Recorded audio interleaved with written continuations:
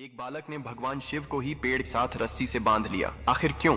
दरअसल एक बार एक बालक अपनी गायों को जंगल में नदी के किनारे चराने के लिए ले जा रहा था। तभी उसने देखा कि एक महान संत अपनी आंखें और नाक बंद कर गहन योग साधना में लीन है। बालक थोड़ी देर तक संत को बड़े ध्यान से देखता रहा। कुछ समय बाद उससे रहा नहीं गया और उसने उत्सुकता से संत से पूछ ही लिया कि वे यह सब साधना क्यों कर रहे हैं। संत ने जवाब दिया, मैं भगवान शिव के दर्शन प्राप्त करने के लिए यह साधना कर रहा हूँ। थोड़ी देर बाद संत वहां से चले गए। संत के जाने के बाद बालक ने भी उन्हीं योग क्रियाओं को दोहराना शुरू कर दिया। उसने संकल्प लिया कि आज वह भगवान के साक्षात दर्शन करके ही रहेगा। बालक ने अपनी आंखें बंद कर लीं और नाक को जोर से दबा लिया। सांस रुकने से उसकी प्राण निकलने की स्थिति आ गई। उधर कैलाश पर्वत पर भगवान शिव का आसन डोलने लगा। शिवजी ने ध्यान लगाया और देखा कि एक बालक उनके दर्शन की लालसा में कठोर तपस्या कर रहा है। बालक के हठ और भक्ति से प्रसन्न होकर भगवान शिव तुरंत प्रकट हो गए। वे बोले, अरे ओ बालक, बस करो अब तुम्हारी यह तपस्या,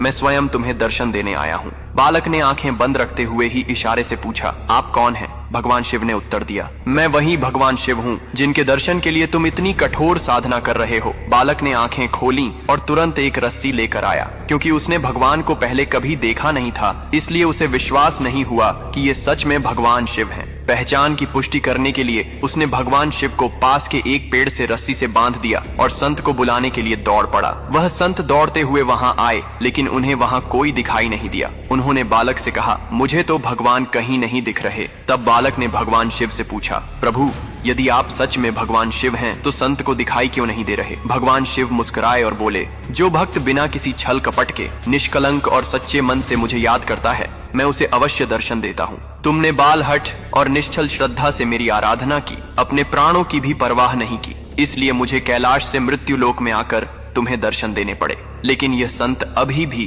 पूर्ण शुद्ध भाव से नहीं साधना कर रहे हैं। वे रोज क्रिया तो करते हैं, लेकिन उनके मन में अभी भी भटकाव और स्वार्थ है। इसलिए मैं उन्हें दिखाई नहीं दे रहा, पर तुम्हें प्रकट रूप में दर्शन दे रहा हूँ।